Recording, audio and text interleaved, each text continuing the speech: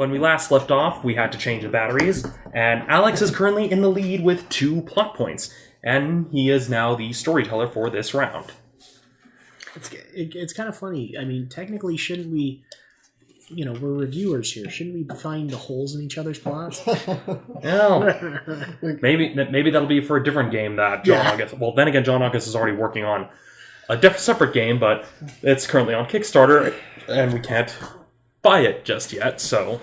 We'll put the link up, so in case people are interested. Yeah, it's called One Hit Kill. He's currently... I think he either has some funding or is currently getting funding for it on Kickstarter, so who knows. Anyways, Alex is now the storyteller, so... Okay. I'm going to keep it pretty simple this time. Alright, old-fashioned plot. Mysterious spaceship suddenly appears over a rural farmhouse. Yes, the house does have a little family inside. Alright, continue. Are the aliens hostile? Are they friendly? What are their intentions? And what do they intend to do now that they're here? Ooh, this is going to be tough, because I got, 2 cards that pretty much decide it one way or the other. Yeah. Let's see.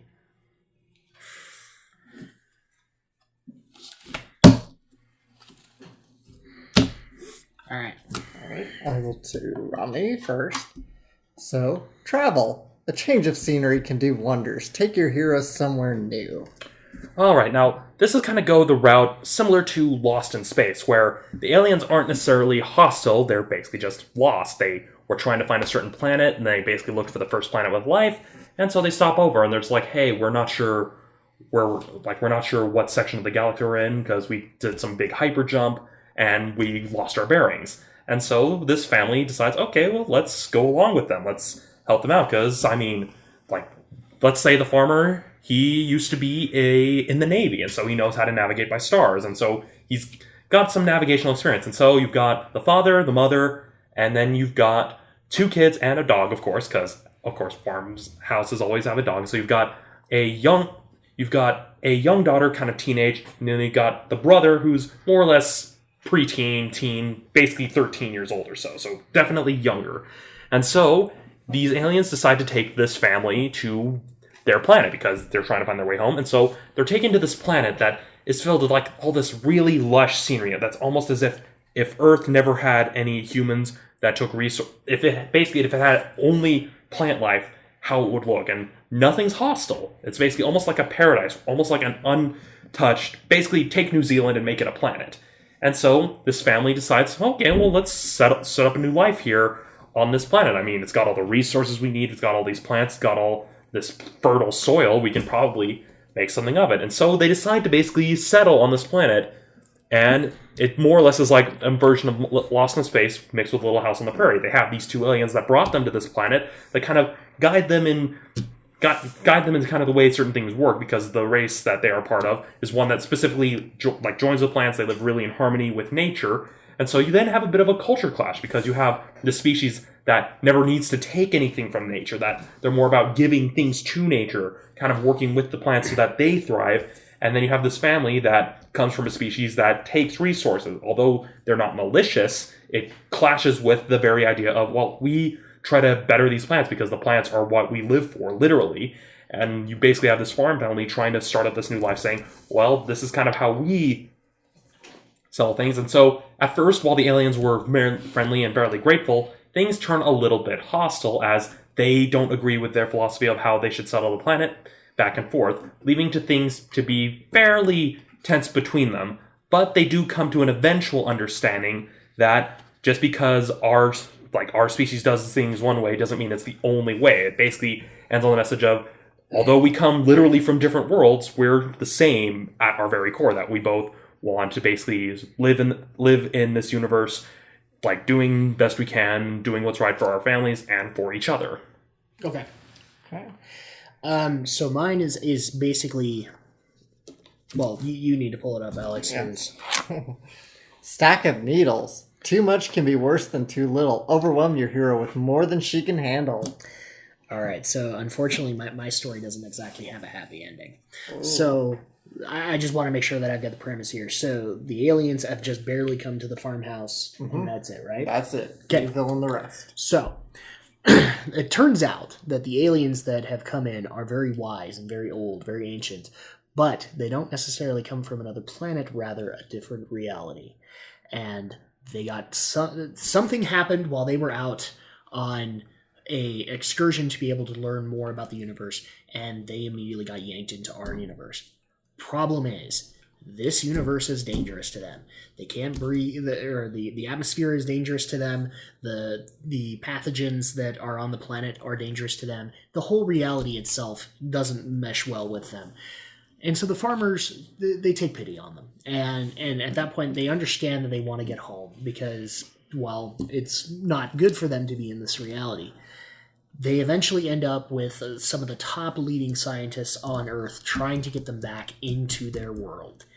And they finally find a way to be able to do it. And they rip that hole in space and time. And all of a sudden, we find out that the entire universe is so opposing in nature to ours that the very essence of it, the very atmosphere, or the very essence of that universe leaking into ours actually starts killing our universe. So then at that point, it becomes more along the lines of these aliens have to make a really hard choice. They can't, in order for them to get back, they don't have the means. The terror is growing, and it's eventually going to envelop this universe, and they can't afford to see that happen. So they make the choice that unfortunately nobody likes to make. They tell us to seal up the hole. And they basically live out the rest of their days on the planet Earth with the farmer's family, who they've come to love. And they live the rest of their days happily, but unfortunately they never return home. Well, Adam, yours wasn't such a sad, bad ending like you said it was. I was expecting something a little darker, but I liked it. Of course. And Romney definitely had a great kind of reversal of aliens come for resources story, but kind of in a bit of a Monsters Inc. kind of way, learning to find a new means of production. But I think in this case, I'm going to go point to Adam. I have to agree, because he had more, you could tell he had more of an idea of what I was doing. I had the idea, but then I kind of lost it mid-pitch. Alright, so. In other words, I'm a good sci-fi writer. Yeah. And yet I've never done it. Actually, I did, but then I found out that all my ideas were copyrighted. Alright, so that makes Adam the storyteller of this next round. Oh, no, that would be you. No, you won. You won. Oh, I won? Okay, alright. So I guess that then I'm going. Let me think here for a second.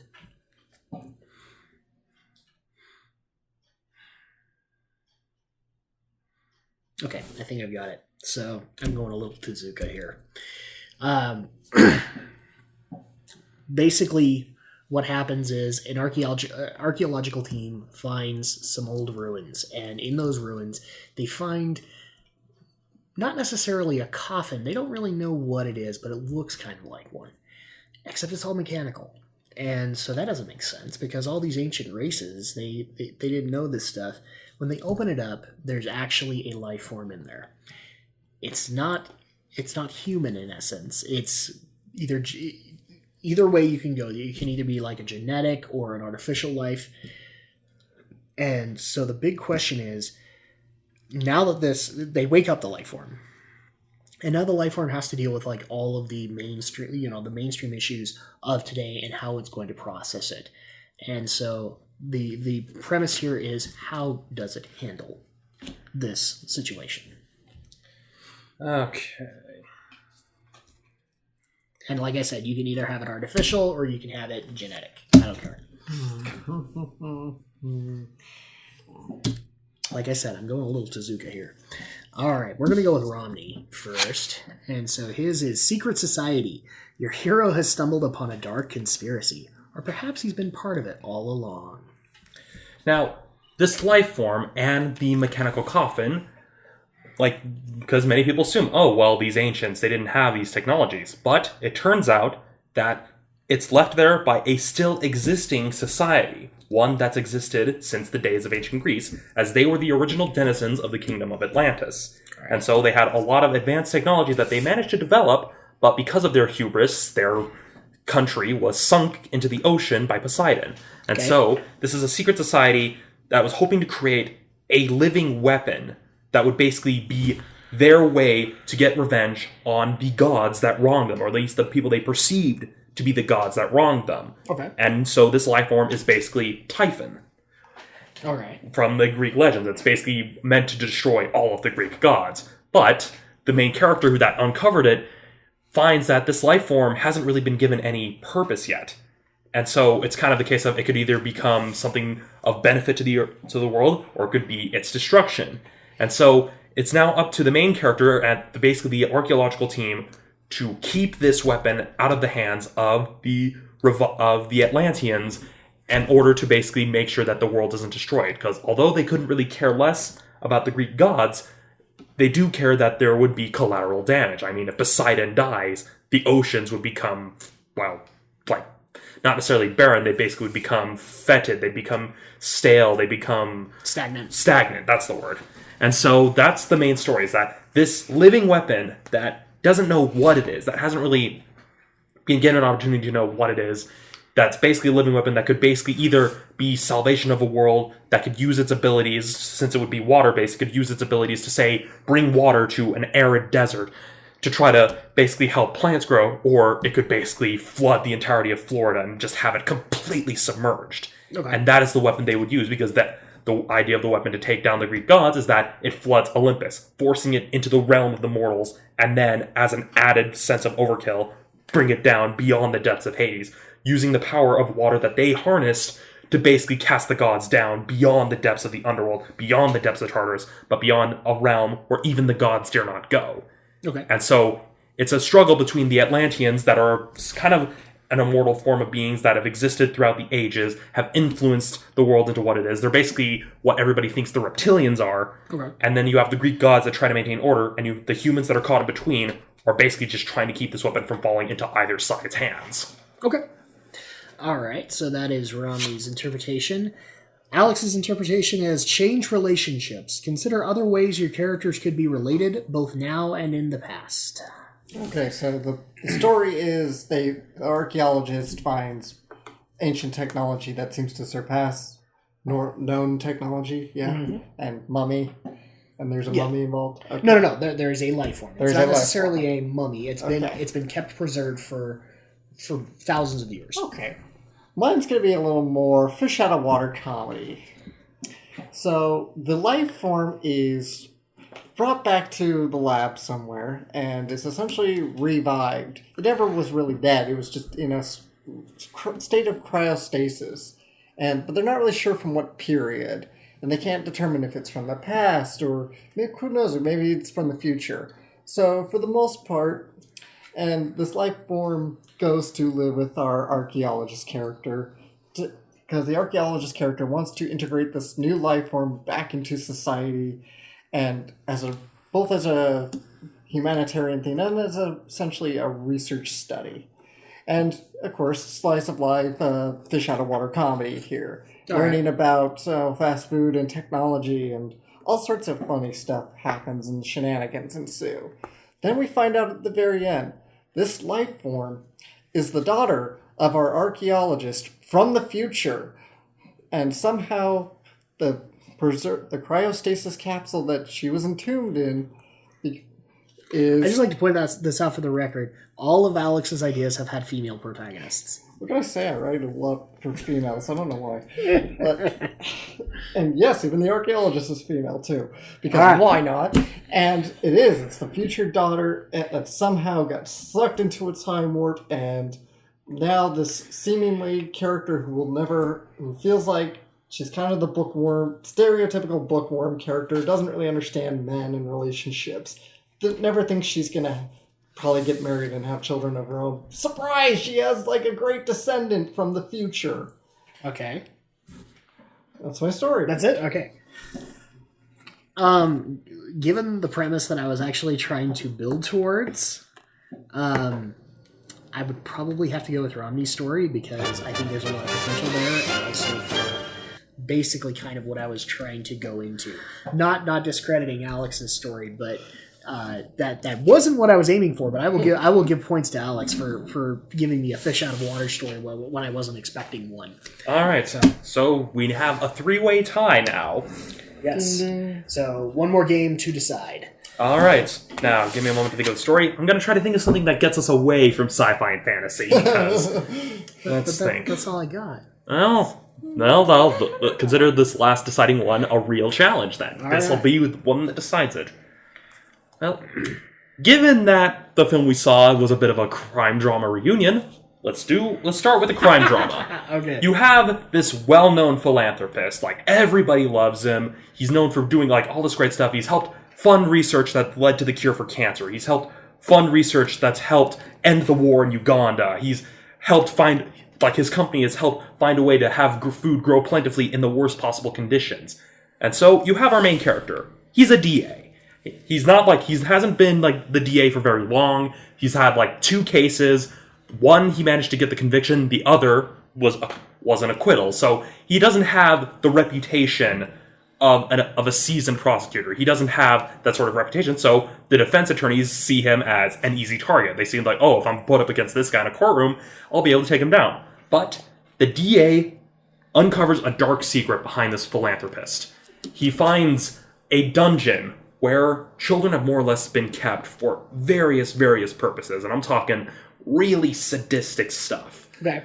And not only does that, but he also finds these other darker connections where, in addition to keeping these children for his own personal, awful amusements, he's also basically been, he's a major prominent person dealing with sex slavery, sex trafficking, all of this really, really awful stuff. Okay. But the guy's practically untouchable. His legal team is very aggressive.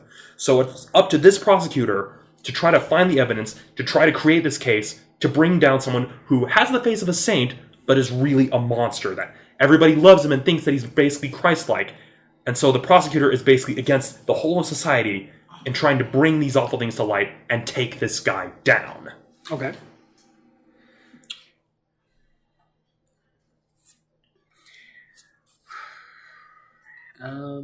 Let's see.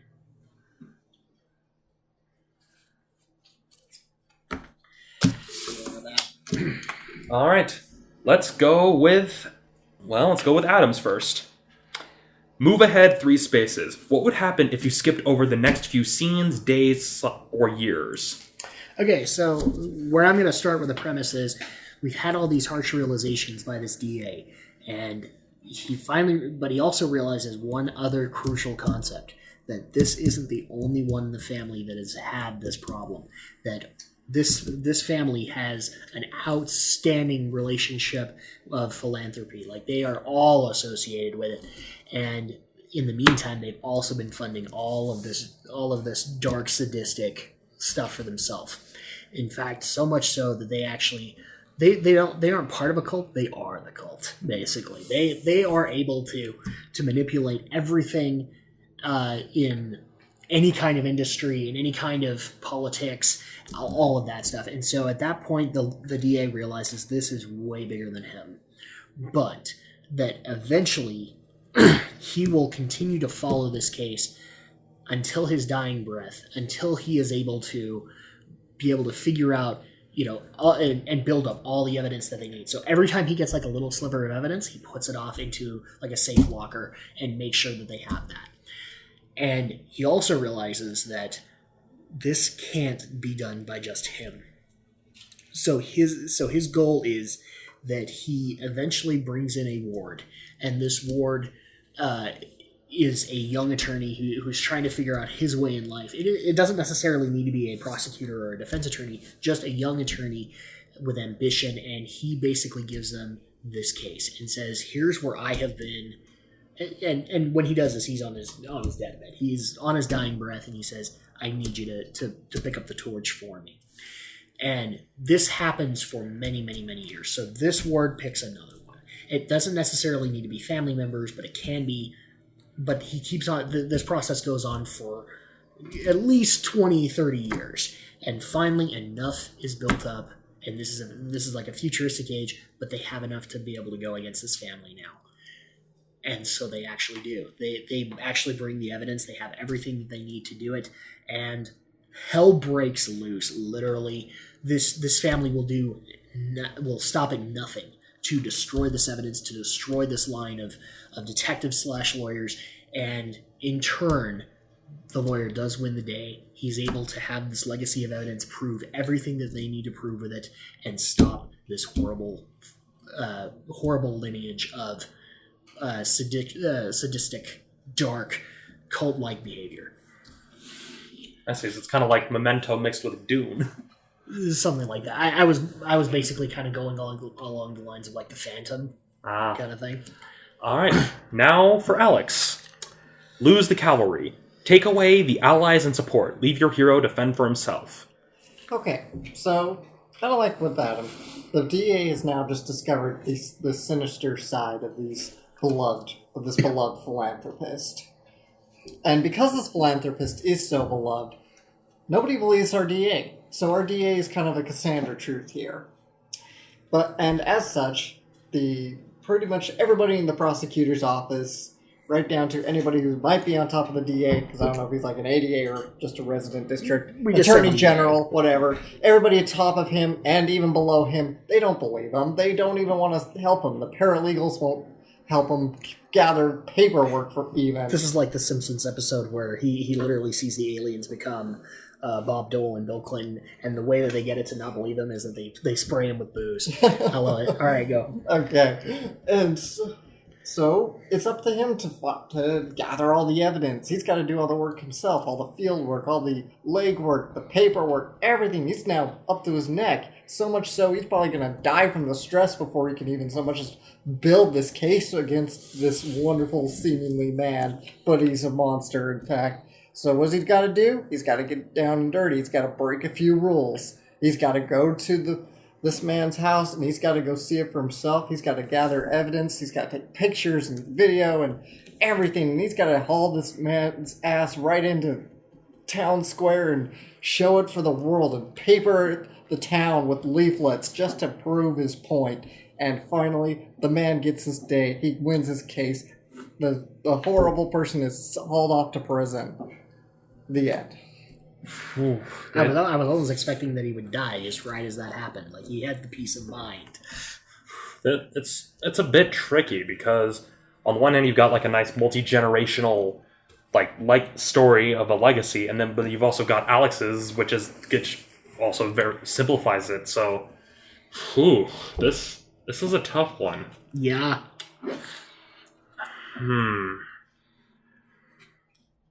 I think just more based on just what I could see in my head, though, and just kind of like the message with like the overall legacy, I'm going to have to give it to Adam for this one, because that one painted a bit of a clearer picture in my head of the idea of, and kind of shows that the cause rises beyond just this DA, that it shows that it takes on a life of its own, that almost kind of like the whole V for Vendetta, the idea lives on even if the man dies, and it becomes a legend in and of itself. So the point goes to Adam.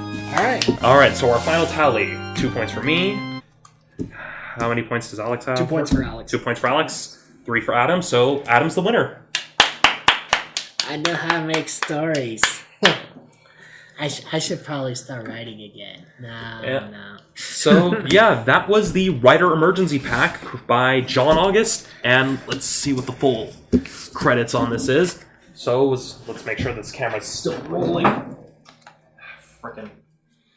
So yeah, this is the Writer Emergency Pack by John August. It was the words on these pages were written by John August. The design was by Ryan Nelson, and the artwork is done by David Friesen. You can buy it for $20 on the John August store. And all I have to say is, well, John, this was a pretty fun game. It got to stretch our creative muscles, gave us some pretty good ideas, and was pretty fun. So, general thoughts on the game of Cards Against Normality? I like it, and to the point where I actually think we could probably do this again.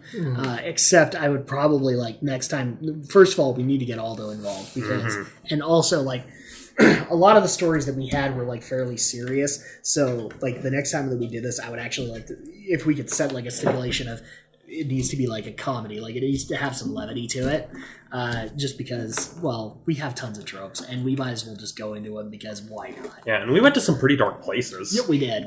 At least I brought in one fish out of water Harry and the Henderson story. Well, I'd also like to nominate Alex as being our War on Women representative, because holy crap, man, every one of his stories, Now, granted, a lot of them sounded very Monica Magica-esque. But, I mean, female protagonists, female everywhere. I swear, are there men in those universes at all? There's men. There's All right, men. all right. But it's not raining. But it's not raining men. No, my DA was a man. So All right. Well, here's the next Joss Whedon, people. Calling here. Can I take credit for finding him? All right, so Alex, what are your thoughts on the game? I had a lot of fun with the game as a writer myself. This is a great way to just take a break and have some fun. Just throw out random plot ideas, make up random stories off the top of your head. It's challenging in that way too. Yeah, like it's one of those things where I would actually just want to like add on to the challenge and just say, okay, overall theme, it has to be a comedy. Or overall theme, it has to be like a detective mystery. That could almost be kind of like a house rule sort of thing, or maybe you have like a genre spinner. Yeah, exactly. And I would love that concept, but that's one of those things where I really do think we could probably get another episode or two out of this. A lot of people are probably just going to say we're ripping off Table Flip or whatever, and I don't care because notice how we're not in costume because we're not going to put that kind of effort. There's no costume that would fit me. Anyway, so bottom line is, I wholeheartedly recommend this to any writer who is trying to get ideas. I love the fact that it's basically built as a way to get out of a writer's block because writers get into writer's block all the time, especially when they're trying to create new ideas. And this is at least something to, like, I mean, when I was growing up, the idea of getting yourself out of writer's block was like literally pulling a Sheldon Cooper and having, some crazy concept come out. And this is way more tame, way more easier to pull off than, like, putting all the peas on the floor, so to speak. So I really like it, and I recommend it wholeheartedly to anybody who's trying to get started here. In fact, I'm going to add one even more. The stories that we actually created here, leave a comment below and add on your own personal twists into them, and we'll read them. Yeah, and if anyone wants to like do like an animated thing of them that illustrates them, by all means, please. Yeah. I want to see what you guys come up with. I mean, especially with some of the very high concept stuff that we came up with. So I mean, we could even be almost kind of like that Mass Effect 3 ending thing that Ego Raptor and all those other animators did. So yeah, so please leave comments below, and then if you guys liked us doing the Writer's Emergency Pack, please let us know so that we can put it more into the schedule. But in the meantime, it is really late, so we're probably gonna have to call things here. If people want to get a hold of us, I'm not gonna have us go through the whole thing because obviously my voice is almost shut, but.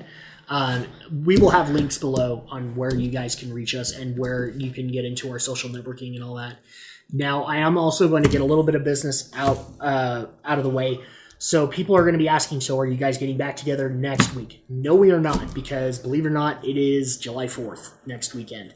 Yep. So I'm double or nothing. You guys have barbecues or whatnot planned. Well, not really, but it's kind of, we have our general policy with stuff like this that family, personal life, that stuff takes priority. Exactly. And so at that point, we will not be getting together for Geek News next week either. When we get back, though, the following week, we will hopefully have Aldo back because his schedule won't be as wonky anymore, and we will be able to finally get him in. A lot of people want to know his thoughts on E3 and a lot of the announcements that were made. In fact, people are really wanting us to have a kind of a full-on debate on whether or not the FF7 remake is a good thing or a bad thing, but we will start that up, and we will even go into, I know it will be like 2 weeks later, but we will go into the best and worst of E3, what we liked, not necessarily the winners, but the best game that we saw, the worst game, like the worst possible coverage it could have gotten. We'll go into all of that. Right. That, we've also got another huge thing with Gaming with the Geeks coming up as well on the 11th, which will actually be the following week after the 4th. Oh, is it? Yeah, 4 plus 7, 11. So, actually, we won't have an episode after the 4th either because we will have Gaming with the Geeks. Did we already set that up for the 11th? Yeah. Okay. I thought we did. At least I know that at least I thought so. Well, then maybe we'll do like a best and worst. Wow, I didn't even realize that. So, we will be back. I promise, guys. We will be back for more geek news, reviews, and opinions. As well as the other miscellaneous stuff we do. Yep, and actually people will love our next session of Gaming with the Geeks because, well, we're all anime fans. So, there are a couple things we need to tackle. Mm-hmm. And finally, all of the creepy images I've been pulling on the early episodes will make sense. No, they will never.